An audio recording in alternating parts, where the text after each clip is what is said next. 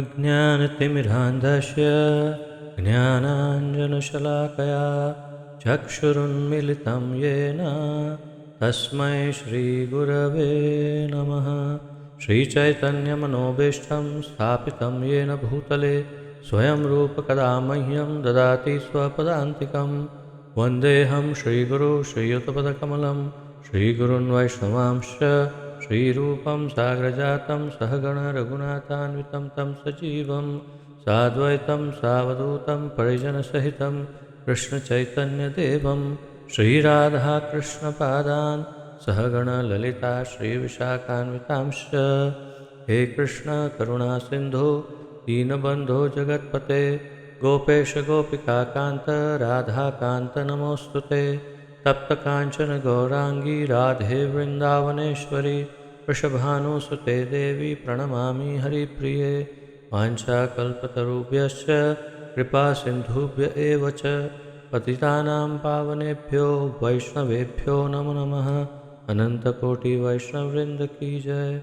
नमः विष्णुपादाय कृष्णप्रेष्ठाय भूतले श्रीमते जयपताका स्वामिन् इति नामिने। नमो आचार्यपादाय निताय कृपाप्रदायने गौरकथाधामदाय नगरग्रामतारिणे। नमः विष्णुपादाय कृष्णप्रेष्ठाय भूतले श्रीमते भक्तिवेदान्तस्वामिन् इति नामिने। नमस्ते सारस्वते देवे गौरवाणी प्रचारिणे निर्विशेषशून्यवादी पाश्चात्यदेशतारिणे। जय श्री कृष्ण चैतन्य प्रभु नित्यानंद श्री अद्वैत गदाधर श्रीवासादि गौर भक्तवृंद। हरे कृष्ण कृष्ण कृष्ण हरे हरे हरे राम राम राम हरे हरे। हरे कृष्ण कृष्ण कृष्ण हरे हरे हरे राम राम राम हरे हरे।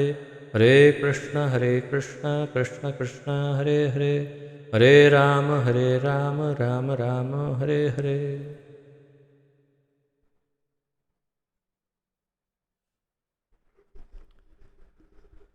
आप सबका पुनः एक बार स्वागत है इस दिव्य कार्यक्रम में, जिसके अंतर्गत हम श्रीमद् भगवद गीता यथारूप का सम्मिलित अध्ययन कर रहे हैं, जिसका आलेखन हमारे इस्कॉन के संस्थापक आचार्य श्री श्रीमद् अभय चरणारविंद भक्ति वेदांत स्वामी श्रील प्रभुपाद जी ने किया है।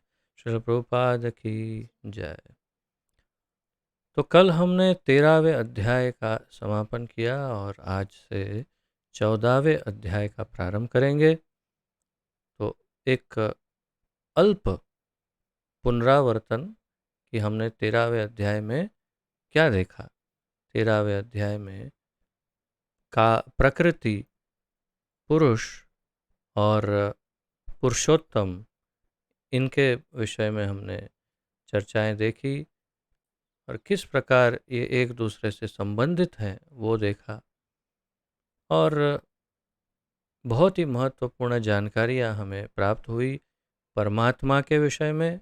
इस अध्याय में बहुत ही बृहद वर्णन परमात्मा के ऊपर था, जो हमने बहुत कुछ जानकारी प्राप्त की, तथा जीवात्मा के विषय में भी काफ़ी महत्वपूर्ण जानकारियां प्राप्त हुई। और अब 14वें अध्याय को प्रारंभ करते हैं। भगवान कहते हैं कि मैंने जो अब तक तुम्हें सबसे महत्वपूर्ण गुह्य ज्ञान दिया है, वही मैं आज रिपीट कर रहा हूँ, मैं आज पुनरावर्तन कर रहा हूँ, लेकिन ये सबसे अधिक महत्वपूर्ण ज्ञान है। ऐसा कहते हुए 14वें अध्याय का प्रारंभ करेंगे। तो आइए हम सब प्रारंभ करते हैं 14वें अध्याय का।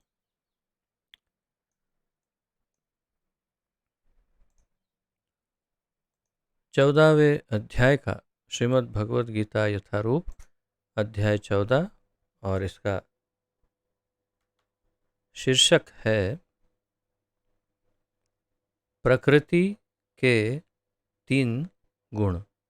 प्रकृति के 3 गुण, ये 14वें अध्याय का शीर्षक है। आप सब स्मरण करिएगा, आपको ये अध्याय के नाम भी स्मरण होने चाहिए। प्रकृति के 3 गुण। पहले श्लोक से प्रारंभ करते हैं।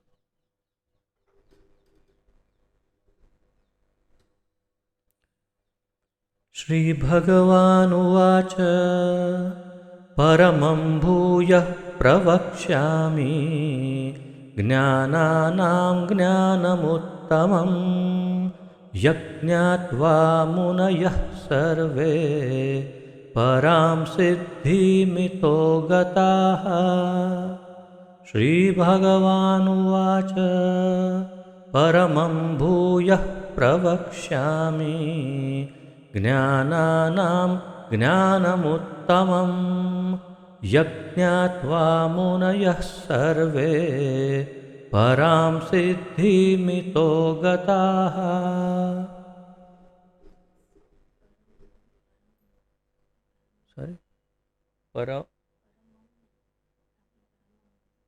परमं परम परम भूयः परम भूयः। श्री भगवान उवाच, श्री भगवान ने कहा, परम दिव्य, भूयः फिर, प्रवक्ष्यामि कहूँगा, ज्ञानानाम समस्त ज्ञान का, ज्ञानम ज्ञान, उत्तमम सर्वश्रेष्ठ, यत जिसे, ज्ञात्वा जानकर, मुनयः मुनि लोग, सर्वे समस्त, पराम दिव्य, सिद्धिम सिद्धि को, इति इतः इस संसार से, गताः प्राप्त किया। अनुवाद। भगवान ने कहा, अब मैं तुमसे समस्त ज्ञानों में सर्वश्रेष्ठ ज्ञान को पुनः कहूँगा, जिसे जान लेने के जिसे जान लेने पर समस्त मुनियों ने परम सिद्धि प्राप्त की है। भगवान अब अर्जुन से कह रहे हैं, अब मैं तुमसे समस्त ज्ञानों में सर्वश्रेष्ठ जो ज्ञान है, उसे, उस परम ज्ञान को पुनः दोबारा फिर से रिपीट कर रहा हूँ, कहूँगा, जिसे जान लेने पर परिणाम क्या हुआ, जिसको जानने के बाद समस्त मुनियों ने, जितने भी मुनि हैं, उन्होंने परम सिद्धि को प्राप्त किया। तात्पर्य, 7वें अध्याय से लेकर 12वें अध्याय तक श्री कृष्ण परम सत्य भगवान के विषय में विस्तार से बताते हैं। तो हमने देखा 7वें अध्याय से 12वें अध्याय श्रीमद् भगवद गीता के 3 मुख्य विभाजन, 1 से 6, 7 से 12 और 13 से 18। उसमें सबसे महत्वपूर्ण 7 से 12, जिसके अंतर्गत भक्ति योग का प्राधान्य है। तो प्रभुपाद जी कह रहे हैं, 7वें अध्याय से 12वें अध्याय तक श्री कृष्ण परम सत्य भगवान के विषय में विस्तार से बताते हैं। अब भगवान स्वयं अर्जुन को और आगे ज्ञान दे रहे हैं, इसी ज्ञान के आधार पर जो दे चुके हैं, और आगे अधिक ज्ञान दे रहे हैं। यदि कोई इस अध्याय को दार्शनिक चिंतन द्वारा भली भांति समझ ले, तो उसे भक्ति का ज्ञान हो जाएगा। अब इस पर विचार करने योग्य है ये वाक्य। यदि कोई इस अध्याय को, 14वें अध्याय को दार्शनिक चिंतन द्वारा, दार्शनिक चिंतन अर्थात ज्ञान योग, तो इसका जैसे ज्ञान योगी ज्ञान का अध्ययन करते हैं, उसका शोधन करते हैं, उसके अंदर बहुत ही गहराई में गोता लगाते हैं और उसके गहरे ज्ञान को निकालते हैं मंथन करके, और फिर उसका आस्वादन करते हैं, दूसरों को आस्वादन करवाते हैं। तो मुनि जिसे कहते हैं, मुनि। तो ये प्रभुपाद जी कह रहे हैं कि यदि इस अध्याय को दार्शनिक चिंतन द्वारा भली भांति समझ ले, तो उसे भक्ति का ज्ञान हो जाएगा। हम सीधे ही भक्ति योग से जुड़े हैं, परंतु यदि कोई ज्ञान योग द्वारा इस अध्याय का अध्ययन करेगा, तो उसे भक्ति योग का ज्ञान हो जाएगा।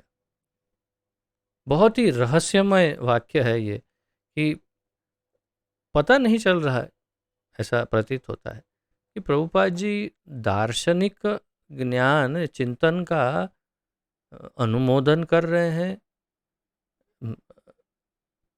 या उसकी सराहना कर रहे हैं, या फिर ये कह रहे हैं कि भक्ति योग ही से श्रेष्ठ है, सीधे भक्ति में जुड़ जाओ, क्योंकि इसके द्वारा इस अध्याय को पढ़ेंगे तो भी भक्ति ही मिलने वाली है।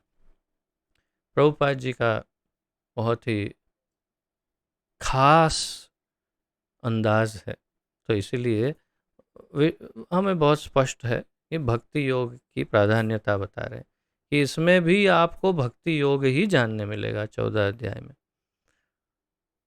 13वें अध्याय में यह स्पष्ट बताया जा चुका है कि विनय पूर्वक ज्ञान का विकास करते हुए भव बंधन से छूटा जा सकता है। विनय, विद्या विनय संपन्न, विनय जिसे अंग्रेजी में विजडम कहते हैं, और विनय शब्द मेरे ख्याल से लगभग सभी भाषाओं में, हिंदी में, गुजराती में तथा अनेक भाषाओं में, विनय संस्कृत में है, तो मुझे लगता है विनय शब्द का अर्थ लगभग सभी समझते ही होंगे। काफ़ी सामान्य शब्द है ये। तो प्रभुपाद जी कह रहे हैं 13वें अध्याय में यह स्पष्ट बताया जा चुका है कि विनय पूर्वक ज्ञान का विकास करते हुए, ज्ञान का विकास परंतु विनय पूर्वक। कौन सा विनय? ये नहीं कि किसी भी सब्जेक्ट पर, किसी भी विषय पर पकड़ लिया और ज्ञान नहीं, इस पे ज्ञान ले लो, अरे क्या जानने योग्य है उसका विनय, यानी कि विवेक होना चाहिए, उतनी बुद्धि होनी चाहिए, या तो इतना मार्गदर्शन प्राप्त होना चाहिए गुरु से कि किस विषय पर ज्ञान मार्ग में आगे बढ़ सकते हैं, बढ़ना भी हो तो इसीलिए प्रभुपाद जी कह रहे हैं कि विनय पूर्वक ज्ञान का विकास करते हुए भवबंधन से छूटा जा सकता है। 13वें अध्याय में यह स्पष्ट बताया गया है। तो हमने देखा सार कल यह भी बताया जा चुका है कि प्रकृति के गुणों की संगति के फलस्वरूप ही जीव इस भौतिक जगत में बद्ध है।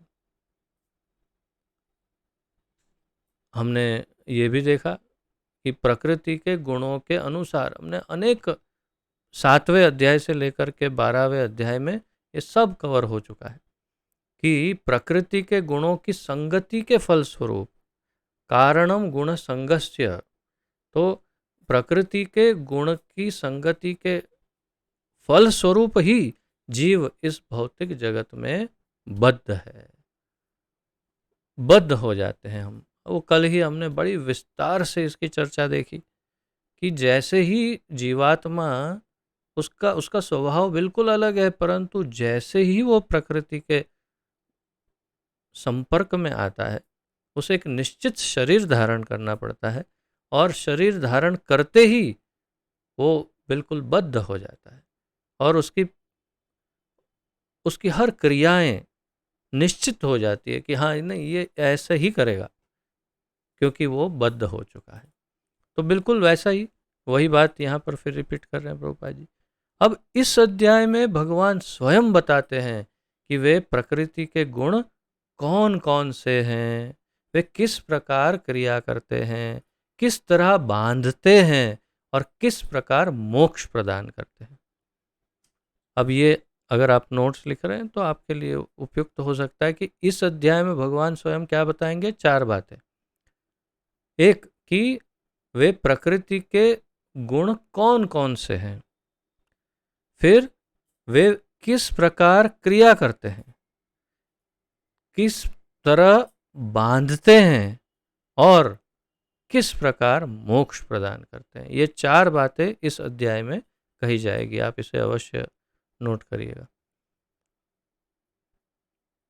इस अध्याय में जिस ज्ञान का प्रकाश किया गया है उसे अन्य पूर्ववर्ती अध्यायों में दिए गए ज्ञान से श्रेष्ठ बताया गया है। अब भगवान स्वयं ही कह रहे हैं कि अभी इससे पहले जो जो ज्ञान दिया उससे ये ज्ञान और भी श्रेष्ठ है। इस ज्ञान को प्राप्त करके अनेक मुनियों ने सिद्धि प्राप्त की है और वे वैकुंठ लोक के भागी हुए हैं। ये स्वयं भगवान बता रहे हैं कि अनेक मुनियों ने सिद्धि प्राप्त की इस ज्ञान के द्वारा, जो अब बोलने वाले हैं, जिस ज्ञान का अब वर्णन करने वाले हैं भगवान 14वें अध्याय में। अब भगवान उसी ज्ञान को और अच्छे ढंग से बताने जा रहे हैं। उसी ज्ञान को, अर्थात कि पहले बता दिया, अब उसी को फिर से रीपैकेजिंग करके, रीपैक करके, अर्थात कि कोई वस्तु है, आजकल तो ये बहुत ही प्रचलित है, रीपैकिंग, अर्थात कि वो उसको थोड़ा नया जैसे बना के रीपैक करके फिर दे दिया जाता है। मुझे इससे स्मरण हो रहा है कि कई वर्षों पूर्व मैंने ऑनलाइन एक फ़ोन खरीदा था, ब्रांड न्यू फ़ोन, ऐसा एडवर्टाइज थी कि ब्रांड न्यू फ़ोन और 10,000 रुपये कम। ओ, मैंने बोला ये तो बहुत अच्छा है, लेकिन कैसे हो, अब जैसे भी हो चलो ले लेते हैं, ले लिया। फिर उसमें कुछ कुछ कमियां आने लगी, खराबी आने लगी, और फ़ोन, आप जानते हैं कि फ़ोन खुलते नहीं हैं आजकल, जो नए फ़ोन आ रहे हैं उसको आप खोल के अंदर से देख नहीं सकते, बैटरी के लिए वगैरह एकदम पैक। मैंने फिर जब खराबियां आई कंपनी में ले गया मैं और खुलवाया, तो उसने कहा ये तो बहुत पुराना फ़ोन है। मैंने कहा क्या बात कर रहे हो? बोले हाँ ये तो यूज्ड और बहुत पुराना फ़ोन है, और ये तो चाइना का फ़ोन है, यहाँ पर भारत के जो भी उसके मानक है उसके अनुसार नहीं है, तो इसीलिए यहाँ पर आपको प्रॉब्लम दे रहा है। फिर मैंने देखा, अरे ये क्या हो गया, चीटिंग हो गई। हाँ, फिर क्या हुआ ये अलग बात है, फिर मैंने कंज्यूमर कोर्ट में केस किया, मैं जीत गया और धन वापस आ गया। लेकिन तात्पर्य ये है कि repacked phone, brand new cover, brand new एकदम उसका ऊपर से मुखौटा, और जब मैंने अंदर का खोला तो पता चला कि वो ये तो वही है पुराना माल। तो लेकिन ये वो पुराना नहीं, वो जो अत्यंत महत्वपूर्ण है उसे रीपैक करके अलग ढंग से भगवान प्रस्तुत करने जा रहे हैं। तो प्रभुपाद जी वही कह रहे हैं, अब भगवान उसी ज्ञान को और अच्छे ढंग से बताने जा रहे हैं। यह ज्ञान अभी तक बताए गए समस्त ज्ञान योग से कहीं अधिक श्रेष्ठ है, और इसे जान लेने पर अनेक लोगों को सिद्धि प्राप्त हुई है, सिद्ध हो चुके हैं इस ज्ञान को प्राप्त करके। तो आप सोचिए कि 14वां अध्याय कितना महत्वपूर्ण है। अतः यह आशा की जाती है कि जो भी इस अध्याय को समझेगा उसे सिद्धि प्राप्त होगी। तो सब तैयार सिद्धि प्राप्त करने के लिए? Okay, yes, ready. तो आइए दूसरे अध्याय से, दूसरे श्लोक से प्रारंभ करते हैं।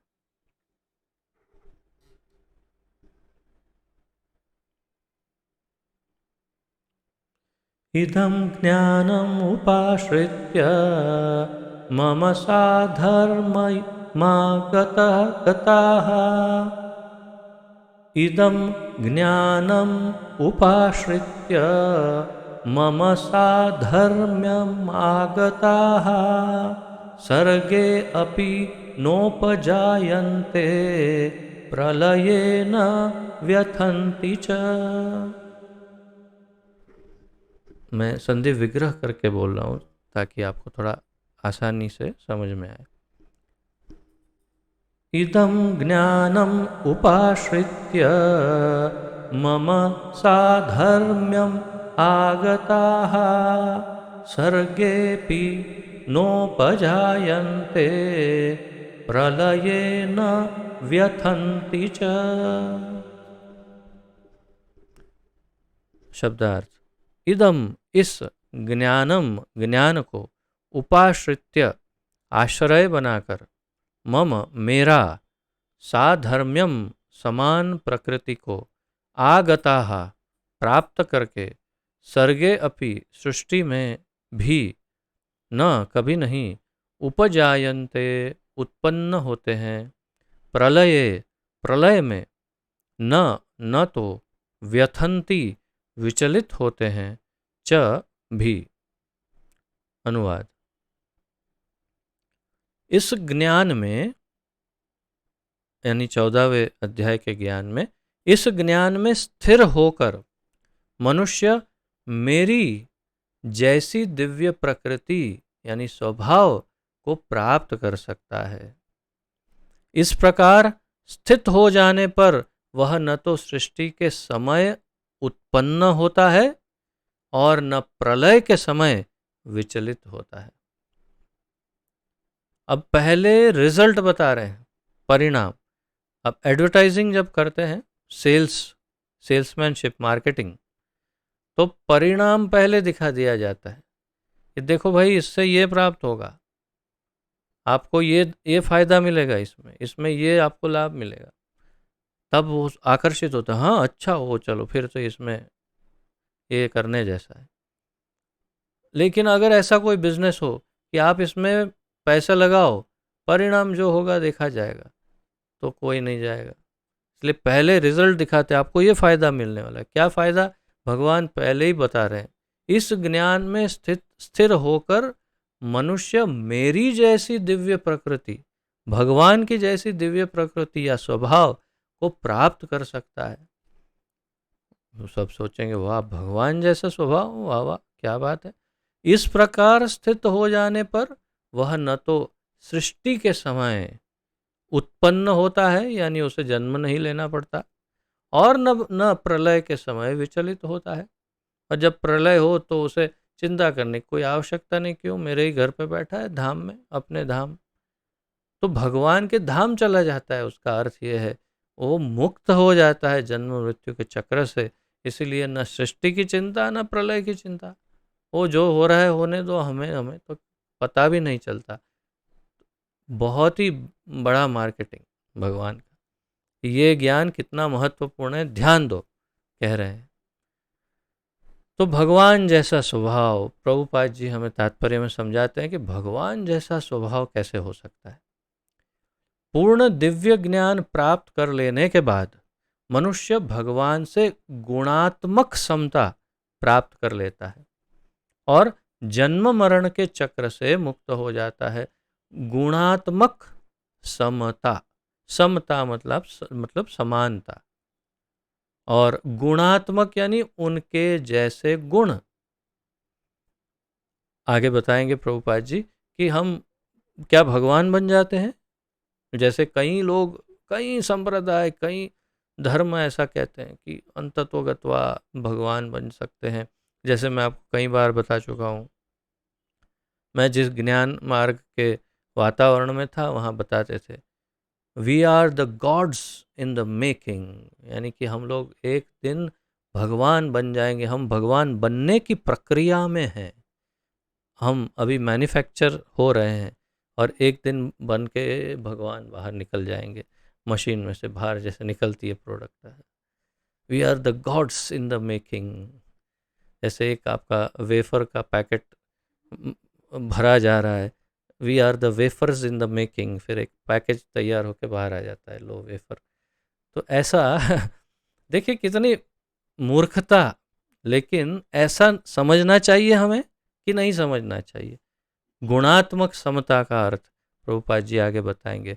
लेकिन जीवात्मा के रूप में उसका वह स्वरूप समाप्त नहीं होता, यानी कि मैं जीवात्मा के रूप में जीवात्मा ही रहूंगा, मैं भगवान नहीं बन जाऊंगा। वैदिक ग्रंथों से ज्ञात होता है कि जो मुक्त आत्माएं वैकुंठ जगत में पहुंच चुकी हैं, वे निरंतर परमेश्वर के चरण कमलों के दर्शन करती हुई उनकी दिव्य प्रेमा भक्ति में लगी रहती है। हमें वैदिक ग्रंथों से ये ज्ञान मिलता है कि मुक्त आत्माएं निरंतर भगवान के चरण कमल के दर्शन करती है और उनकी प्रेम भक्ति और प्रेम भक्तिमय सेवा करती है। अतएव मुक्ति के बाद भी भक्तों का अपना निजी स्वरूप नहीं समाप्त होता। प्रभुपाद जी कह रहे हैं कि मुक्ति हो गई, भगवान जैसा स्वभाव मिल गया, लेकिन निजी स्वरूप नहीं जाएगा। मैं जीवात्मा जीवात्मा ही रहूँगा, मैं भगवान नहीं बन जाऊँगा। सामान्यतया इस संसार में हम जो भी ज्ञान प्राप्त करते हैं वह प्रकृति के 3 गुणों द्वारा दूषित रहता है। जो ज्ञान इन गुणों से दूषित नहीं होता वह दिव्य ज्ञान कहलाता है। प्रभुपाद जी कह रहे हैं जो त्रिगुणों से, सतोगुण रजोगुण तमोगुण से जो आच्छादित नहीं होता, दूषित नहीं होता, उसे दिव्य ज्ञान कहते हैं। जब कोई व्यक्ति इस दिव्य ज्ञान को प्राप्त होता है तो वह परम पुरुष के समकक्ष पद पर पहुंच जाता है।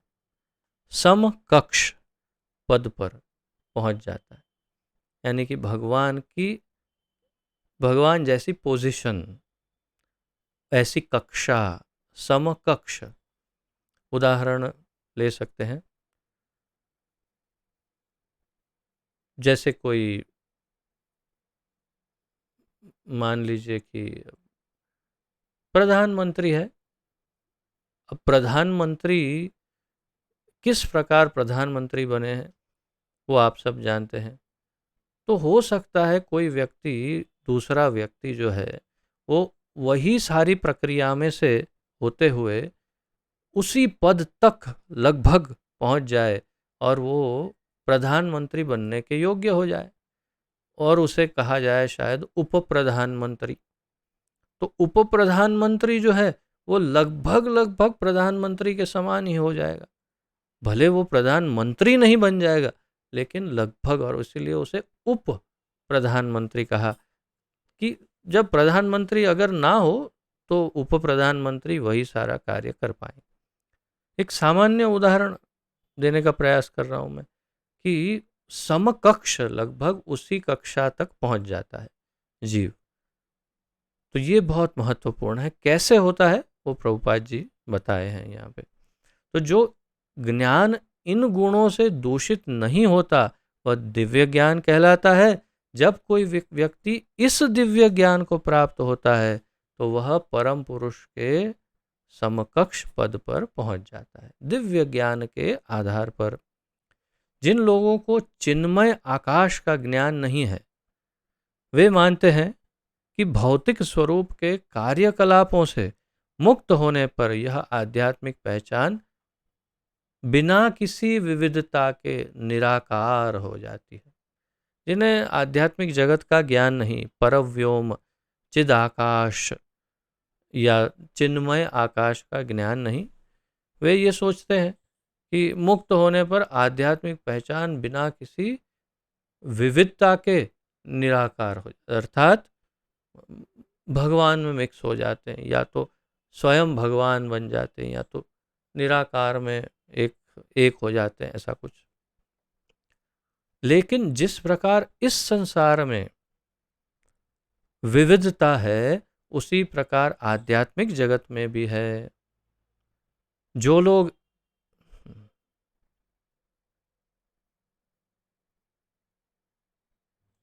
क्षमा करिएगा। तो अब प्रभुपाद जी बता रहे हैं कि जैसी इस भौतिक जगत में विविधता है उसी प्रकार की विविधता आध्यात्मिक जगत में भी है। और जो लोग इससे परिचित नहीं हैं वे क्या सोचते हैं कि आध्यात्मिक जगत इस भौतिक जगत की विविधता से उल्टा है। वे ऐसा सोचते हैं कि आध्यात्मिक जगत इस भौतिक जगत की विविधता से उल्टा है। लेकिन वास्तव में होता यह है कि आध्यात्मिक जगत यानी चिन्मय आकाश में मनुष्य को आध्यात्मिक रूप प्राप्त हो जाता है। प्रभुपाद जी समझा रहे हैं कि आध्यात्मिक जगत में उस आध्यात्मिक आकाश में जाने पर आध्यात्मिक रूप की प्राप्ति होती है। यहाँ हमें जैसे कोई ना कोई शरीर तो मिलता ही है, वहाँ पर हमें मूल शरीर हमारा प्राप्त हो जाता है जो हमेशा रहता है, और वो है आध्यात्मिक शरीर, वो प्राप्त हो जाता है। वहाँ के सारे कार्यकलाप आध्यात्मिक होते हैं, सब कुछ आध्यात्मिक होता है, और यह आध्यात्मिक स्थिति भक्तिमय जीवन कहलाती है। और ये स्थिति भक्तिमय जीवन कहलाती है। ये समझना बहुत महत्वपूर्ण है कि जब हम आध्यात्मिक जीवन प्राप्त करते हैं तो वो पूर्ण जीवन ही भक्तिमय जीवन कहलाता है। यह वातावरण अदूषित होता है और यहाँ पर व्यक्ति गुणों की दृष्टि से परमेश्वर के समकक्ष होता है। यह वातावरण अदूषित होता है, इसमें दोष नहीं, दूषण नहीं, पर व्यक्ति गुणों की दृष्टि से, गुण की दृष्टि से भगवान के समकक्ष होता है। अब गुण की दृष्टि से कहा, ये नहीं कहा कि, और कई पहलू है तो वो उन सभी पहलुओं की, सिर्फ गुण की बात कि गुणों की दृष्टि से समकक्ष होता है। ये भी नहीं कहा कि भगवान के सारे गुण इसमें आ जाते हैं। समकक्ष, ऐसा ज्ञान प्राप्त करने के लिए मनुष्य को समस्त आध्यात्मिक गुण उत्पन्न करने होते हैं। इसके लिए समस्त आध्यात्मिक गुणों को जागृत या उत्पन्न करना होगा। जो इस प्रकार से आध्यात्मिक गुण उत्पन्न कर लेता है वह भौतिक जगत के सृजन या उसके विनाश से प्रभावित नहीं होता। स्वाभाविक है, जो इस प्रकार के आध्यात्मिक गुण उत्पन्न कर लेता है, चाहे वो इस भौतिक संसार में भी हो तो भी, सृष्टि हो या प्रलय हो, उसे फर्क नहीं पड़ेगा। और यदि आध्यात्मिक जगत है तो वैसे भी फर्क नहीं पड़ेगा, इसलिए वो प्रभावित नहीं होता। अब तीसरा श्लोक देखते हैं।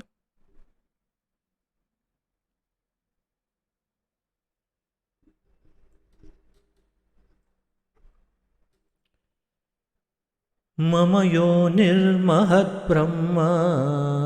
तस्मिन् गर्भं दधाम्यहम् सम्भवः सर्वभूतानां ततो भवति भारत।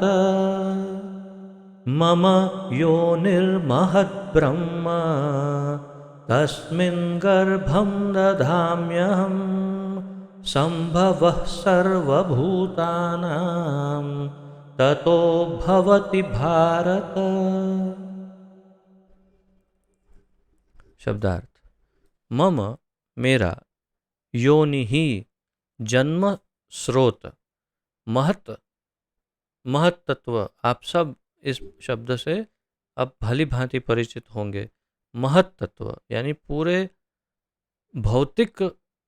पूरी भौतिक सृष्टि का मूल तत्व, जिसमें से संपूर्ण भौतिक सृष्टि उत्पन्न होती है। महत, तो महत यानी संपूर्ण भौतिक जगत। ब्रह्म परम, यहाँ ब्रह्म शब्द का अर्थ है परम।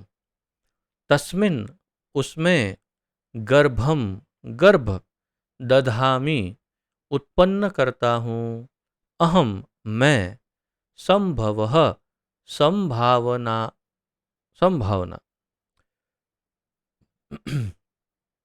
सर्वभूतानां समस्त जीवों का, ततः तत्पश्चात, भवति होता है, भारत हे भरतपुत्र। अनुवाद, हे भरतपुत्र, ब्रह्म नामक समग्र भौतिक वस्तु जन्म का स्रोत है और इसी ब्रह्म को गर्भस्थ, और मैं इसी ब्रह्म को गर्भस्थ करता हूं, जिससे समस्त जीवों का जन्म संभव होता है। यहां पहली बात तो यह कि यहां ब्रह्म शब्द का अर्थ हम जो सामान्य रूप से समझते हैं उससे अलग है। हे भरतपुत्र, ब्रह्म नामक समग्र भौतिक वस्तु जन्म का स्रोत है, यानी ब्रह्म यहाँ पर भौतिक बताया गया है। ब्रह्म का अर्थ है संपूर्ण भौतिक जगत, उसका स्रोत है, और मैं इस ब्रह्म को गर्भस्थ करता हूँ। इस ब्रह्म को गर्भस्थ करने का कार्य पुरुष करता है, और वो पुरुष है भगवान। भगवान, जैसे गर्भ कैसे होता है, गर्भ में बीज होता है और पुरुष जो है वो अंड देते हैं, शुक्र। तो यहाँ पर भगवान जो है वो शुक्राणु या शुक्र देते हैं। किसे? जो गर्भ में रहा हुआ बीज है, इस ब्रह्म को। उसमें यही बात ब्रह्म संहिता में कही गई है। ब्रह्म संहिता में बिल्कुल यही बात है कि महाविष्णु जो है वे अपने दृष्टिपात से इस महत तत्व को गर्भाधान संस्कार उसका करते हैं, यानी कि उसे गर्भस्थ करते हैं, और तत्पश्चात फिर संपूर्ण सृष्टि की रचना शंभु और माया या महामाया दोनों मिलकर के सृष्टि का आरंभ करते हैं। तो गर्भाधान जो है वो भगवान के द्वारा हो रहा है। भगवान उस ब्रह्म के गर्भ में बीजारोपण कर रहे हैं, अर्थात कि अपने शुक्र द्वारा उसे गर्भस्थ करते हैं। तो यहाँ इसीलिए स्पष्ट कहा कि ब्रह्म नामक समग्र भौतिक वस्तु जन्म का स्रोत है। जहाँ से सबका जन्म होता है वो ब्रह्म में से, जो ब्रह्म नामक या तो महत तत्व जिसे कहा, उसमें से। और इसी ब्रह्म को गर्भस्थ मैं करता हूँ, जिससे समस्त जीवों का जन्म संभव होता है। सारे जीव यहीं से उत्पन्न होते हैं। तो सभी जीवों के उत्पन्नकर्ता कौन हुए? स्वयं भगवान। उन्होंने गर्भस्थ किया ब्रह्म को, तभी जीव उत्पन्न हुए। तात्पर्य में देखते हैं, प्रभुपाद जी कहते हैं यह संसार की व्याख्या है। जो कुछ घटित होता है वह क्षेत्र यानी शरीर तथा क्षेत्रज्ञ यानी आत्मा के संयोग से होता है। प्रकृति और जीव का यह संयोग स्वयं भगवान द्वारा संभव बनाया जाता है। पिछले अध्याय में ये सारी बातें हमने स्पष्ट पढ़ी थी। महत तत्व ही समग्र ब्रह्मांड का संपूर्ण कारण है और भौतिक कारण की समग्र वस्तु, जिसमें प्रकृति के तीनों गुण रहते हैं, कभी कभी ब्रह्म कहलाती है। यानी कि यहाँ पर ब्रह्म शब्द का तीसरा अर्थ एक प्रकार से हमने देखा। हमने ब्रह्म शब्द का अर्थ भगवान देखा है या परब्रह्म कभी कभी देखते हैं, और ब्रह्म का अर्थ हमने जीवात्मा भी देखा है, और ये तीसरा अर्थ यहाँ पर ब्रह्म का देखा, यानी संपूर्ण समग्र भौतिक सृष्टि को भी ब्रह्म कहते हैं। तो इसे फिर से पढ़ते हैं। महत तत्व ही समग्र ब्रह्मांड का संपूर्ण कारण है और भौतिक कारण की समग्र वस्तु, जिसमें प्रकृति के तीनों गुण रहते हैं, कभी कभी ब्रह्म कहलाती है। तो भौतिक कारण की समग्र वस्तु जिसमें प्रकृति के तीनों गुण रहते हैं, कभी कभी ब्रह्म कहलाती है। परम पुरुष इसी समग्र वस्तु को गर्भस्थ करते हैं। तो भगवान किसे गर्भस्थ करते हैं, ये प्रश्न का उत्तर है। ब्रह्म को गर्भस्थ करते हैं। ब्रह्म क्या है? भौतिक कारण की समग्र वस्तु को ब्रह्म कहते हैं। तो परम पुरुष इसी समग्र वस्तु को गर्भस्थ करते हैं, जिससे असंख्य ब्रह्मांड संभव हो सके हैं, संभव हो सके हैं, इसलिए कह रहे थे संभव उत्पन्न हुए हैं। वैदिक साहित्य में यानी मुंडक उपनिषद प्रथम स्कंद के प्रथम अध्याय के 19वें श्लोक में क्षमा करिए, कहा गया है इस समग्र भौतिक वस्तु को ब्रह्म कहा गया है।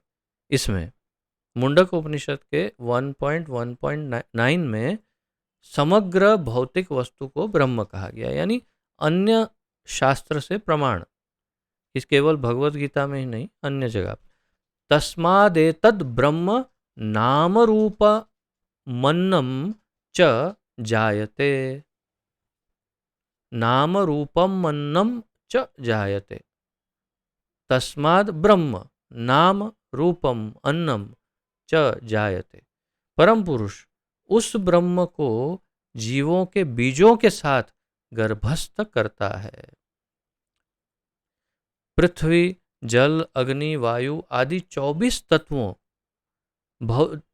तत्व भौतिक शक्ति हैं और वे महद ब्रह्म अर्थात भौतिक प्रकृति के अवयव हैं।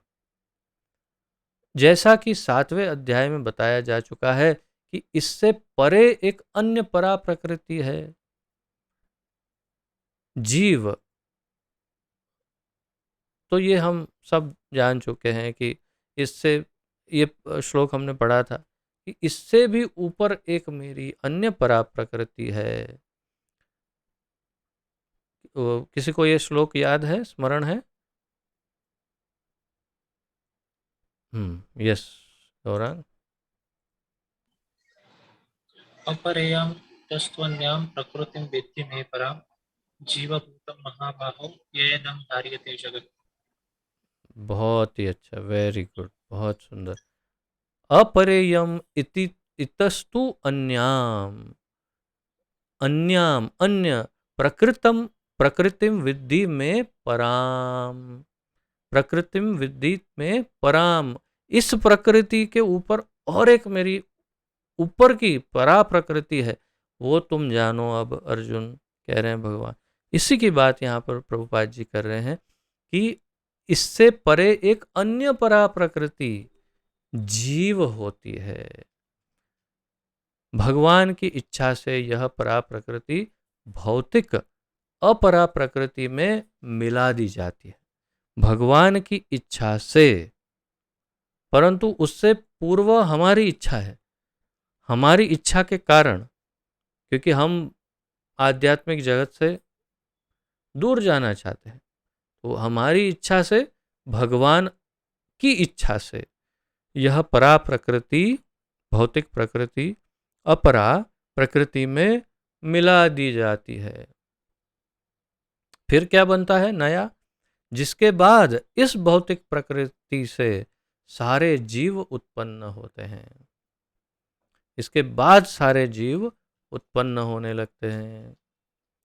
अब उसका कोई उदाहरण देखते हैं कि जैसे आपके पास दूध है और उस दूध में आप दही, 1 चम्मच दही ले करके उस दूध के अंदर डाल देते और बस एक बार हिला दो और 5-6 घंटे के बाद खोलो, वो पूरा का पूरा दूध दही बन जाता है। क्यों? वो जो मिश्रण हुआ उससे बहुत सारे कीटाणु, जीवाणु, बैक्टीरिया उत्पन्न हुए, जिसे लैक्टोबैसिलस कहते हैं अंग्रेजी में, वो उत्पन्न हुए और पूरा दूध परिवर्तित होकर दही बन गया। तो उसी प्रकार इस यहाँ पर जैसे प्रभुपाद जी समझा रहे हैं, जैसे भगवान ने 7वें अध्याय में कहा कि अपरा प्रकृति के अंदर जब जीव को डाल दिया जाता है दही की तरह, तो उसमें से अन्य बहुत सारे जीव उत्पन्न होते हैं। जीवात्मा को जब डाला जाता है तो जीव उत्पन्न होते हैं, यानी शरीर, अलग अलग अलग अलग शरीर और योनियां उत्पन्न होती है। अब प्रभुपाद जी यहाँ पर उदाहरण दे रहे हैं बिच्छू का। बिच्छू यानी स्कॉर्पियन अपने अंडे धान के ढेर में देती है, और कभी कभी यह कहा जाता है कि बिच्छू धान से उत्पन्न हुई। जो अनाज, काटे हुए अनाज के जो झुंड बड़े बड़े बनाए जाते हैं, ढेर बनाया जाता है, उसके अंदर से कभी कभी बिच्छू निकलते हैं। तो लोग सोचते हो देखो प्रकृति का कमाल है, इसके अंदर से बिच्छू उत्पन्न हुए। नहीं नहीं, ऐसा नहीं है, प्रभुपाद जी समझाते हैं। लेकिन धान बिच्छू के जन्म का कारण नहीं है, वास्तव में अंडे माता बिच्छू ने दिए थे। तो माता बिच्छू आई, वहां अंडे दे करके चली गई और बाद में वहां से बहुत सारे बिच्छू उत्पन्न हुए। इसी प्रकार भौतिक प्रकृति जीवों के जन्म का कारण नहीं होती। वैज्ञानिक क्या सोचते हैं, सब कुछ इस प्रकृति, कुछ भी नहीं है इस प्रकृति में। प्रकृति के अंदर जब जीवात्माएं मिलती है और भगवान की इच्छा शक्ति के कारण फिर इसमें से उत्पत्ति होती है जीवन की। तो जीवन जीवन शक्ति तब तक नहीं आ सकती जब तक जीवात्मा ना हो। प्रकृति अकेली कुछ भी कर नहीं सकती। तो यही बात प्रभुपाद जी समझा रहे हैं कि इस प्रकार भौतिक प्रकृति जीवों के जन्म का कारण नहीं होती। बीज भगवान द्वारा प्रदत्त होता है और वे प्रकृति से उत्पन्न होते प्रतीत होते हैं। और ऐसा लगता है कि प्रकृति से जीव उत्पन्न हुए, लेकिन बीज तो भगवान ने दिया। इस तरह प्रत्येक जीव को उसके पूर्व कर्मों के अनुसार भिन्न शरीर प्राप्त होता है।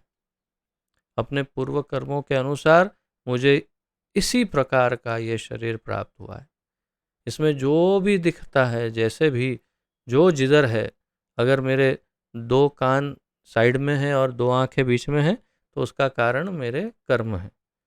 हो सकता है कर्म अलग हो तो 2 कान बीच में और 2 आंखें साइड में हो जाए।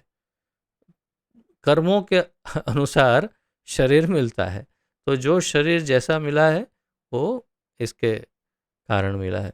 बचपन में मेरे माता पिता चाचा कभी ऐसा बोलते थे, देख बहुत मस्ती करेगा ना तो तेरे 2 कान के बीच में 2 आंखें कर दूंगा। हाँ, तो मैं डर जाता, हाँ नहीं नहीं नहीं नहीं नहीं। बाद में समझा, अरे 2 कान के बीच में ही तो 2 आंख है। तो इस प्रकार तो बीज भगवान द्वारा प्रदत्त होता है और वे प्रकृति से उत्पन्न होते प्रतीत होते हैं। इस तरह प्रत्येक जीव को उसके पूर्व कर्मों के अनुसार अलग अलग शरीर प्राप्त होते हैं जो इस भौतिक प्रकृति द्वारा रचित होते हैं। शरीर भौतिक प्रकृति द्वारा रचित है, जिसके कारण जीव अपने पूर्व कर्मों के अनुसार सुख या दुख भोगता है। इस भौतिक जगत के जीवों की समस्त अभिव्यक्तियों के कारण भगवान है। इस भौतिक जगत के जीवों की समस्त अभिव्यक्तियां यानी 84 लाख योनियां उसके कारण भगवान है। और वो अब इस चौथे श्लोक में भगवान स्पष्ट करेंगे, जो अत्यंत प्रचलित श्लोकों में से एक है, जो अवश्य कंठस्थ करने योग्य है निश्चित रूप से, और ये अत्यंत प्रचलित श्लोक भी है। तो आइए उसका उच्चारण करते हैं और देखते हैं भगवान क्या कहते हैं।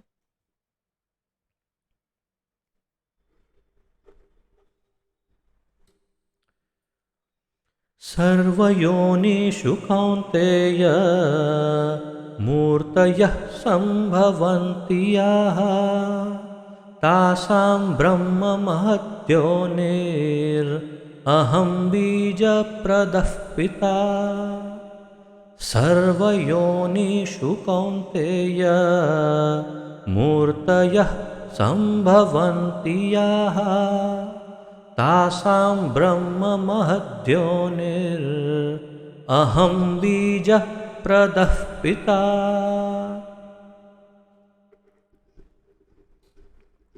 अहम बीज प्रदः पिता, मैं बीज देने वाला पिता हूँ सभी योनियों में।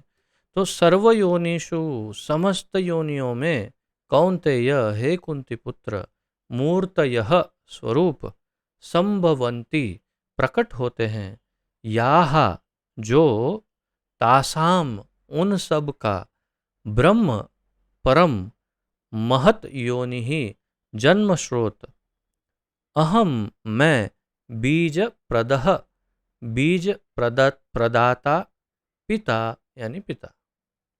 अनुवाद, हे कुंती पुत्र तुम यह समझ लो कि समस्त प्रकार की जीव योनियां इस भौतिक प्रकृति में जन्म द्वारा संभव है और मैं उनका बीज प्रदाता पिता हूं। तो इसमें 2 बातें बताई। एक ये कहा कि समस्त प्रकार की जीव योनियां इस भौतिक प्रकृति में जन्म द्वारा उत्पन्न होती है। तो जितनी भी जीव योनियां हैं उनका जन्म होता है, और उनके जन्म के कारण भगवान कह रहे हैं उनका बीज प्रदाता पिता मैं हूं। तात्पर्य, इस श्लोक में स्पष्ट बताया गया है कि भगवान श्री कृष्ण समस्त जीवों के आदि पिता हैं। सारे जीव भौतिक प्रकृति तथा आध्यात्मिक प्रकृति के संयोग है। सारे जीव किसके संयोग है, ये प्रश्न। सारे जीव भौतिक प्रकृति तथा आध्यात्मिक प्रकृति के संयोग है। कैसे कैसे सारे जीव भौतिक प्रकृति के संयोग समझ में आ सकता है, लेकिन आध्यात्मिक प्रकृति के संयोग कैसे? प्रभुपाद जी ये कैसे कह रहे हैं? How is it said in English?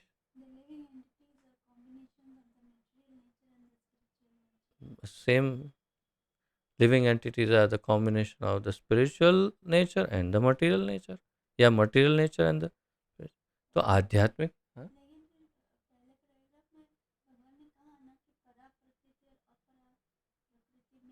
Right, that is the answer. That is the answer कि इससे पहले ही बताया भगवान ने कि परा और अपरा प्रकृति दोनों के मिलन से ही तो सब कुछ उत्पन्न हो रहा है। तो जो अपरा प्रकृति है वो भौतिक है, और परा प्रकृति जो है वो आध्यात्मिक है, यानी हम आध्यात्मिक है। तो हमारे और प्रकृति के, भौतिक प्रकृति के मिलन से, संयोग से सब उत्पन्न होता है, और इसीलिए भौतिक प्रकृति तथा आध्यात्मिक प्रकृति के संयोग से कहा। तो ये सब हमें इसमें मस्तिष्क में एकदम स्पष्ट होना चाहिए। जब स्पष्टता होगी ज्ञान की तो उसे पुनः उक्त करने में, यानी दूसरों को समझाने में भी आसानी होगी। तो पहले हमें स्पष्ट हो जाना चाहिए कि भौतिक और आध्यात्मिक दोनों प्रकृतियों के मिलन से सब उत्पन्न होता है, सारे जीव उत्पन्न होते हैं। तो दोनों कौन सी है? भौतिक प्रकृति यानी प्रकृति, और आध्यात्मिक प्रकृति यानी हम जीवात्मा। ऐसे जीव केवल इस लोक में ही नहीं अपितु प्रत्येक लोक में, यहाँ तक कि सर्वोच्च लोक में भी जहाँ ब्रह्मा आसीन है पाए जाते हैं। ये जीव आ ब्रह्म भुवनालोक, सभी लोक में जीवात्मा पाए जाते हैं, यानी शरीर पाए जाते हैं। अलग अलग सब जीवात्माएं हैं, परंतु अलग अलग शरीर सभी लोकों में है, पूरे ब्रह्मांड के अंदर। जीव सर्वत्र है।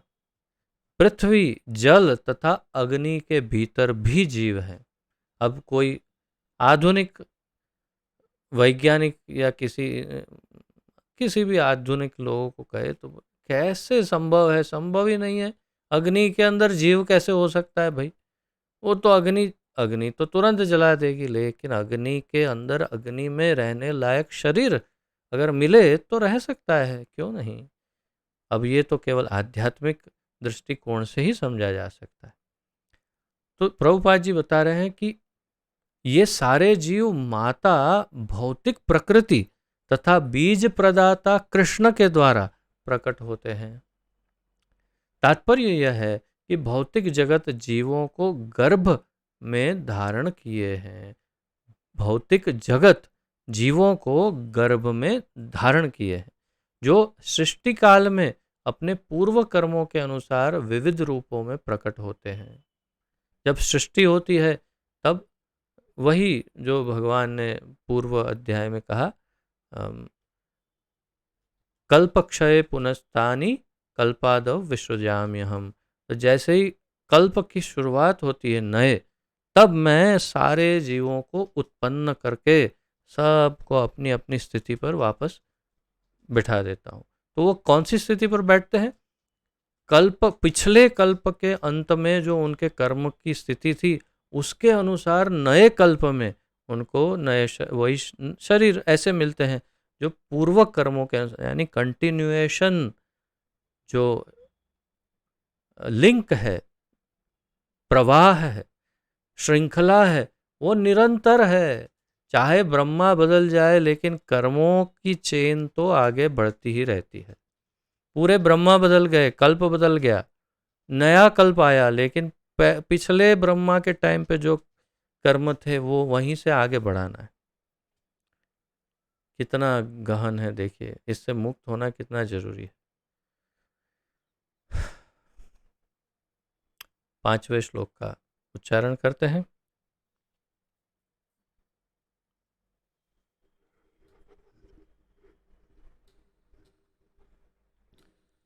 सत्वं रजस्तम इति गुणाः प्रकृतिसम्भवाः निबध्नन्ति महाबाहो देहे देहिनमव्ययम्। सत्वं रजस्तम इति गुणाः प्रकृतिसम्भवाः निबध्नन्ति महाबाहो देहे देहिनम अव्ययम्। शब्दार्थ। सत्वम सतोगुण, रजः रजोगुण, तमः तमोगुण, इति इस प्रकार, गुणाः गुण, प्रकृति भौतिक प्रकृति से, संभवाः उत्पन्न, निबध्नन्ति बांधते हैं, महाबाहो हे बलिष्ठ भुजाओं वाले यानी अर्जुन, देहे इस शरीर में, देहिनम जीव को, अव्ययम नित्य या अविनाशी, देह और देही, देह देहे देहिनम, देह यानी शरीर, देही यानी शरीर को धारण करने वाला यानी मैं जीवात्मा। अनुवाद। भौतिक प्रकृति 3 गुणों से युक्त है। ये हैं सतो, रजो तथा तमोगुण, यानी सत्वगुण, रजोगुण और तमोगुण। सत्व रजस तमस। हे महाबाहु अर्जुन, जब शाश्वत जीव प्रकृति के संसर्ग में आता है तो वह इन गुणों से बंध जाता है। तो हम शाश्वत जीव, हम आध्यात्मिक शक्ति भगवान की, हम जब प्रकृति के संसर्ग में आते हैं तो हम इन गुणों से बंध जाते हैं। एक सामान्य उदाहरण, जैसे किसी ने बिल्कुल सुंदर एकदम सफ़ेद गोरी चमड़ी हो, गोरा गोरा हो सुंदर, और बहुत ही सफ़ेद रंग के कपड़े वस्त्र नए पहने हो, वो जा रहा है और अचानक उसके वहाँ पर एक कीचड़ का गड्ढा हो, उसके अंदर गिर जाए। गिर के बाहर निकलता है तो जो श्वेत था, सफ़ेद था, सुंदर था, जिसके कपड़े सफ़ेद थे, संपूर्ण रूप से पूरा कीचड़ से भर जाता है। कहीं भी एक इतनी सी भी सफ़ेदी नहीं रह जाती। क्यों? क्योंकि वो कीचड़ के संसर्ग में आया। वैसे ही हम जीवात्मा मूल प्रकृति से शुद्ध होने के बावजूद हम जब प्रकृति के संपर्क में आते हैं तब हम बंध जाते हैं। किससे? इन 3 गुणों से, सत्व, रजस और तमस, इन तीनों गुणों से बंध जाते हैं। तात्पर्य, दिव्य होने के कारण जीव को इस भौतिक प्रकृति से कुछ भी लेना देना नहीं है। हम दिव्य हैं और हमें भौतिक प्रकृति से कुछ लेना देना नहीं है। फिर भी भौतिक जगत द्वारा बद्ध हो जाने के कारण वह प्रकृति के तीनों गुणों के जादू के वशीभूत होकर कार्य करता है। तीनों गुणों के जादू के वशीभूत होकर कार्य करता है। भौतिक जगत द्वारा बद्ध हो जाने के कारण तीनों गुणों के प्रभाव में कार्य करता है जीव, जो मूल रूप से दिव्य है। तो दिव्य जीव अब तीनों गुणों के वशीभूत है। चूंकि जीवों को प्रकृति की विभिन्न अवस्थाओं के अनुसार भिन्न भिन्न प्रकार के शरीर मिले हुए हैं, अतएव वे उसी प्रकृति के अनुसार कर्म करने के लिए प्रेरित होते हैं। विभिन्न अवस्थाओं के अनुसार, प्रकृति की विभिन्न अवस्थाओं के अनुसार अलग अलग शरीर मिले हैं। जैसे प्रभुपाद जी ने 13वें अध्याय में शुकर का उदाहरण दिया, तो शुकर मल ही खाएगा, केक नहीं खाएगा। उस प्रकार तो अतएव वे उसी प्रकृति के अनुसार कर्म करने के लिए प्रेरित होते हैं। यही अनेक प्रकार के सुख दुख का कारण है। तो सुख दुख का कारण क्या है? हम इस भौतिक प्रकृति के संपर्क में आ गए, बद्ध हो गए और अब प्रेरित हो रहे हैं उन्हीं हमारी प्रकृति और इन त्रिगुणों के अंतर्गत सारे कार्य, और उसी से दुख और सुख उत्पन्न होता है। मूल रूप से हम सुखी दुखी इस परिभाषा से परे हैं। हम आनंदमय हैं, न सुख न दुख, हम सच्चिदानंदमय हैं, परंतु हम भूल गए। और इस प्रकार अब छठे श्लोक का उच्चारण करके फिर विराम लेते हैं।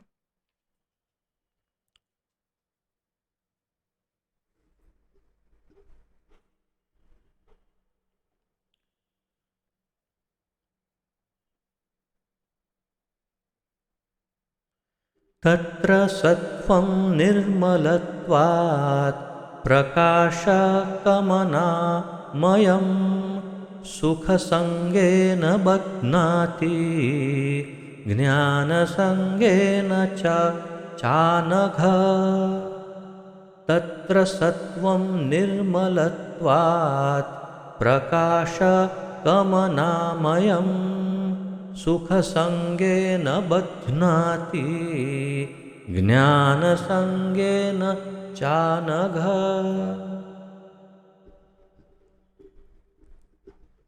बहुत अच्छा, सुंदर श्लोक। तत्र वहाँ, सत्वम सतोगुण, निर्मलत्वात् भौतिक जगत में शुद्धतम होने के कारण, प्रकाशकम प्रकाशित करता हुआ, अनामयम किसी पाप कर्म के बिना, सुख यानी सुख की, संगेन संगति के द्वारा, बधनाति बांधता है, ज्ञान ज्ञान की, संगेन संगति से, च भी, अनघ। ये बहुत सुंदर शब्द है, अनघ। हे पाप रहित, अर्जुन को कह रहे हैं भगवान, हे अनघ। अनघ यानी जिसके अंदर पाप ना हो, अन घ यानी पाप रहित।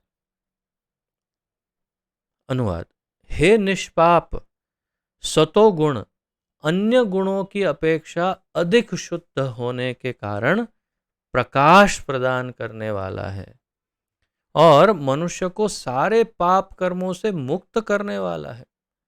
जो लोग इस गुण में स्थित होते हैं वे सुख तथा ज्ञान के भाव से बंध जाते हैं। अब पहले तो तारीफ की और फिर कहा बंध जाते हैं।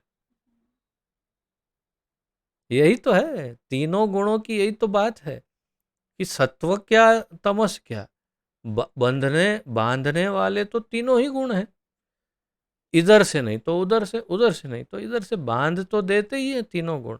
इसीलिए त्रिगुणातीत होने के लिए भगवान ने कहा, या तो विशुद्ध सत्व गुण में स्थित होने के लिए कहा भगवान ने अर्जुन को, त्रिगुणातीत होने के लिए उसे सलाह दी।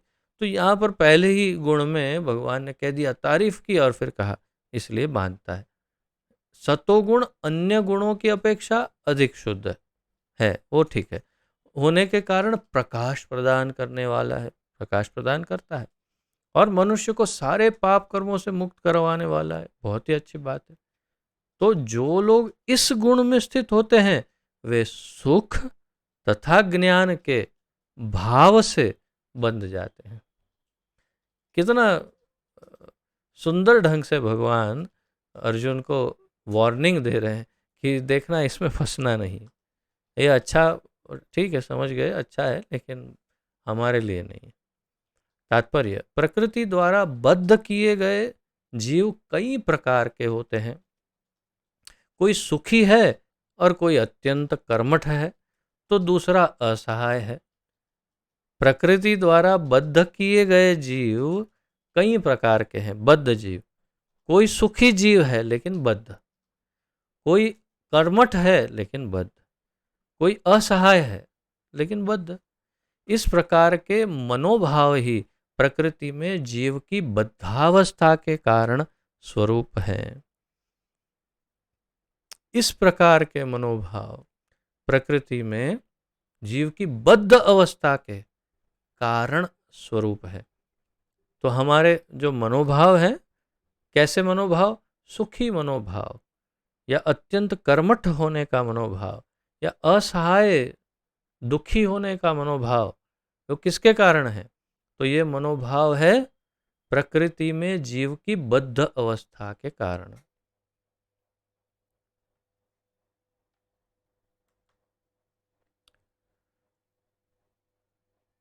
भगवत गीता के इस अध्याय में इसका वर्णन हुआ है कि वे किस प्रकार भिन्न भिन्न प्रकार से बद्ध हैं। सर्वप्रथम सतोगुण पर विचार किया गया है। तो यहाँ सतोगुण, फिर आगे एक एक अन्य गुणों की बात होगी, अभी सतोगुण की बात कर रहे हैं। शुरुआत अच्छे से हो, मीठे से शुरुआत जैसे आहार की शुरुआत बंगाल में तो अन्न से, हाँ, और आखिर में देते हैं, वो भी आधे लोग उठ जाए उसके बाद परोसना शुरू करते हैं मिठाई। क्या पता नहीं मज़ा आता है बचा के मिठाई। पहले तो मीठे से शुरुआत कराओ, पहले मीठा दो और फिर पूरा भोजन मज़ा आएगा। लेकिन सोचते पहले दे देंगे दूसरा मांगेगा। अब हमारे पास तो गिनती का है, वो भी एक एक को आधा आधा मिले वैसा। तो अच्छे से शुरुआत, यानी शुभ शुरुआत किससे की? सतोगुण से। तो प्रभुपाद जी बता रहे हैं भगवत सर्वप्रथम सतोगुण पर विचार किया गया है। इस जगत में सतोगुण विकसित करने का लाभ यह होता है कि मनुष्य अन्य बद्ध जीवों की तुलना में अधिक चतुर हो जाता है। अब ये चतुर जिन्हें होना है उनके लिए इस जगत में सतोगुण विकसित करने का लाभ यह होता है कि मनुष्य अन्य बद्ध जीवों की तुलना में अधिक चतुर हो जाता है। सतोगुणी पुरुष को भौतिक कष्ट उतना पीड़ित नहीं करते और उसमें भौतिक ज्ञान की प्रगति करने की सूझ होती है। सतोगुणी पुरुष को भौतिक कष्ट उतने अधिक पीड़ित नहीं करते। तो आप इसका उदाहरण, हम वैसे तो भक्तों की बात करनी चाहिए नहीं, परंतु फिर भी यदि भक्तों को थोड़ा सतोगुणी समझे तो भक्त को ही देख लीजिए। अन्यों की तुलना में बहुत कम कष्ट उठाते हैं और भौतिक ज्ञान की प्रगति करने की सूझ समझ भी उन्हें होती है और अधिक चतुर होते हैं। ये भी हमने देखा, भक्त चतुराई का दुरुपयोग नहीं करते, भक्त पर चतुराई का सदुपयोग करके अपना और दूसरों का, दोनों का उद्धार करते। तो इस प्रकार चतुर होते हैं। इसका प्रतिनिधि ब्राह्मण है जो सतोगुणी माना जाता है। सुख का यह भाव इस विचार के कारण है कि सतोगुण में पाप कर्मों से प्रायः मुक्त रहा जाता है। सतोगुण का मूल भाव क्या है? कि पाप कर्मों से मुक्त रहा जाता है, पाप नहीं करे, सतोगुण में रहे। वास्तव में वैदिक साहित्य में यह कहा गया है कि सतोगुण का अर्थ ही है अधिक ज्ञान तथा सुख का अधिकाधिक अनुभव। ये वाक्य ध्यान देने योग्य है। वास्तव में वैदिक साहित्य में कहा गया है। क्या कहा गया है वैदिक साहित्यों में? ये प्रश्न है वैदिक साहित्य में क्या कहा गया है? कि सतोगुण का अर्थ ही है कि अधिक ज्ञान तथा सुख का अधिकाधिक अनुभव। सारी कठिनाई यह है कि जब मनुष्य सतोगुण में स्थित होता है तो उसे ऐसा अनुभव होता है कि वह ज्ञान में आगे है और अन्यों की अपेक्षा श्रेष्ठ है।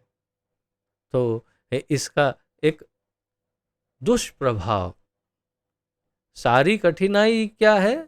कठिनाई यहाँ पर है कि जब मनुष्य सतोगुण में स्थित हो जाता है तो उसे पहले के अभी कुछ 100-200 वर्ष पूर्व, अरे क्या जातिवाद था भयानक हमारे देश में, क्या कष्ट भोगा है लोगों ने जातिवाद के। ब्राह्मण अपने आप को सर्वश्रेष्ठ, आज भी वो हवा उतरी नहीं है। आज भी ब्राह्मण, कुछ ब्राह्मण अपने आप को श्रेष्ठ ही समझते हैं, चाहे वो कुछ भी करे, लेकिन ब्राह्मण कुल में उत्पन्न हुए तो श्रेष्ठ ही है, ऐसा मानने वाली प्रजा आज भी है।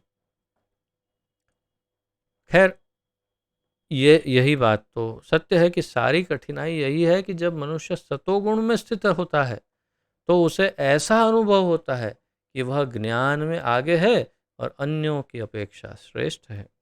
इस प्रकार वह बद्ध हो जाता है।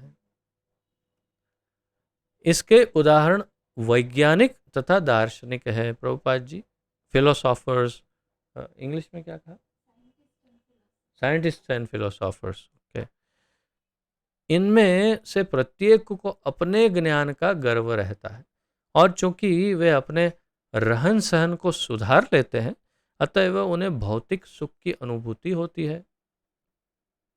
बद्ध जीवन में अधिक सुख का यह भाव उन्हें भौतिक प्रकृति के गुणों से बांध देता है। देखिए कितना क्रम से समझा दिया प्रभुपाद जी ने। भगवान ने एक वाक्य में समझाया, प्रभुपाद जी ने पूरा खुल के समझा दिया कि क्यों बंध जाते हैं, सतोगुण में कैसे बंध जाते हैं। मूल रूप से अहंकार ही है जो बांध देता है, उनको फंसा देता है। अतएव वे सतोगुण में रहकर कर्म करने के प्रति आकृष्ट होते हैं और जब तक इस प्रकार कर्म करते रहने का आकर्षण बना रहता है तब तक उन्हें किसी न किसी प्रकार का शरीर धारण करना होता है। सतोगुण में रहकर भी फिर जन्म लेना पड़ता है। इस प्रकार उनकी मुक्ति की या वैकुंठ लोक जाने की कोई संभावना नहीं रह जाती। वे बारंबार दार्शनिक, वैज्ञानिक या कवि बनते रहते हैं। और कवि यानी, या कवि का मूल अर्थ है ज्ञानी, या तो क्या लिखा है प्रभुपाद जी ने इंग्लिश में, last sentence, almost second last. वे बारंबार दार्शनिक, वैज्ञानिक तथा पोएट, अच्छा पोएट ही किया है, चलो ठीक है, पोएट। तो कवि, कवि शब्द, पोएट यानी कवि शब्द का अर्थ वास्तव में ज्ञानी है, यानी जो बहुत ही निपुण हो ज्ञान में, वही वास्तव में कवि बनते हैं। तो कवि का एक अर्थ अत्यंत ज्ञानी भी कहा जा सकता है। तो वे बारंबार दार्शनिक, वैज्ञानिक या कवि बनते रहते हैं और बारंबार जन्म मृत्यु के उन्हीं दोषों में बंधते रहते हैं। लेकिन माया मोह के कारण वे सोचते हैं कि इस प्रकार का जीवन आनंदप्रद है। तो इसमें वे सोचते हैं ये बहुत अच्छा जीवन है, सतोगुणी जीवन है, आनंदप्रद है और हम हमेशा ब्राह्मण शुद्ध रहते हैं बस, और फंसते रहते हैं, गोल गोल घूमते रहते हैं।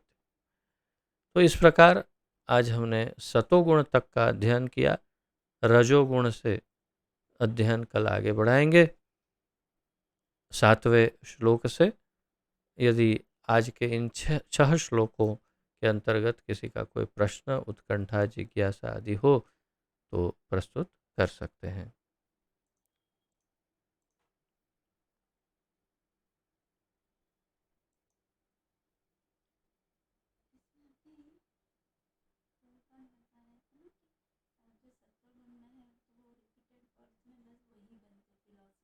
हम्म हम्म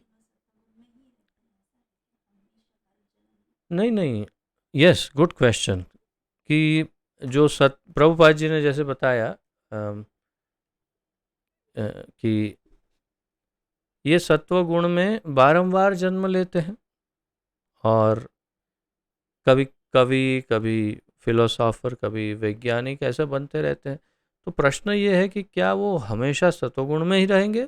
निश्चित रूप से नहीं, क्योंकि कभी ना कभी ऐसी गलतियां करना प्रारंभ करेंगे ही कि धीरे धीरे धीरे धीरे सतोगुण से रजोगुण, रजो से तमो में चले भी जा सकते हैं। और फिर उनकी योनियां, उनके उनके वर्ण जन्म के भी बदलते जा सकते हैं, और फिर निम्न योनियों में भी जन्म लेना पड़ सकता है। एक बार सतोगुण की साइकिल ब्रेक हो गई तो समाप्त। बस थोड़ा सा दूषण आना चाहिए।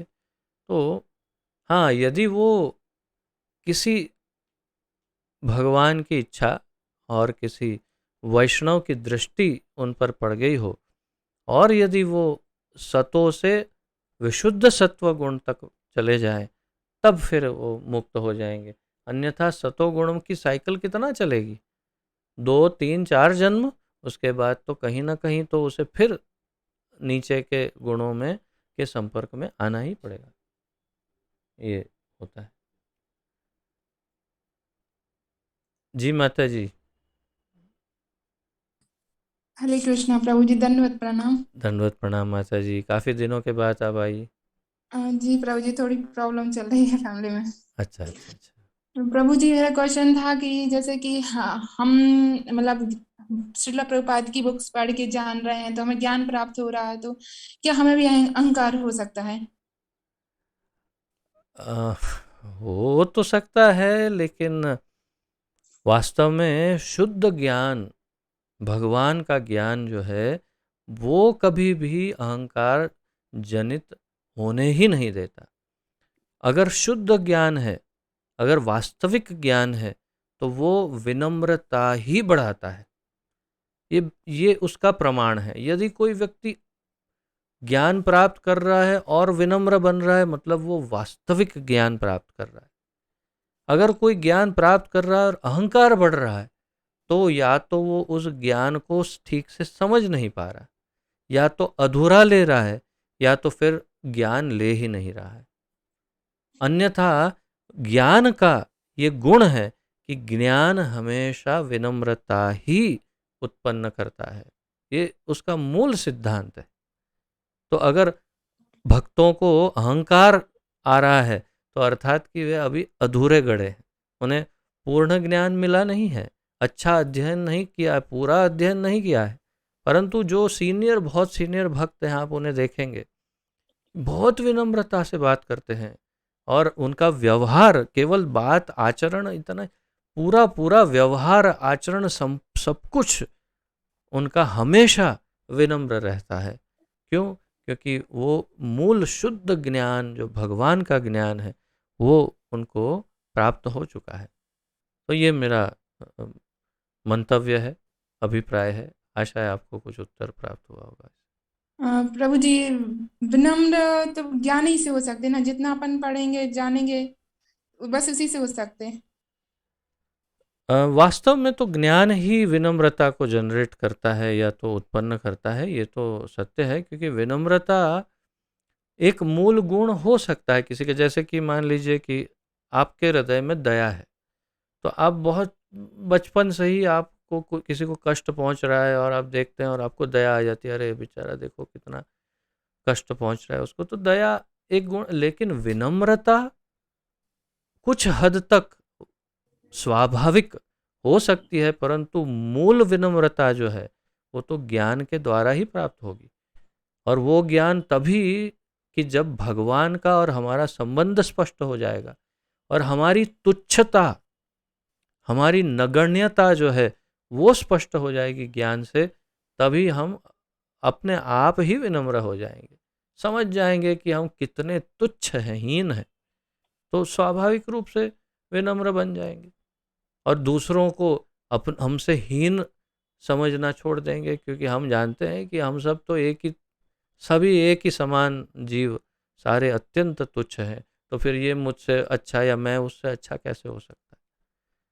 तो ज्ञान से विनम्रता बढ़ सकती है, परंतु कुछ हद तक की विनम्रता स्वाभाविक भी हो सकती है। ये मैं मना नहीं कर रहा हूँ, ये हो सकता है। परंतु पूरी विनम्रता ज्ञान से ही मिलेगी। ये मेरा मत है, निजी मत है। जी प्रभु जी, थैंक यू सो मच। धन्यवाद। दंडवत प्रणाम। दंडवत प्रणाम माता जी, धन्यवाद। और किसी का कोई प्रश्न अन्य या जिज्ञासा?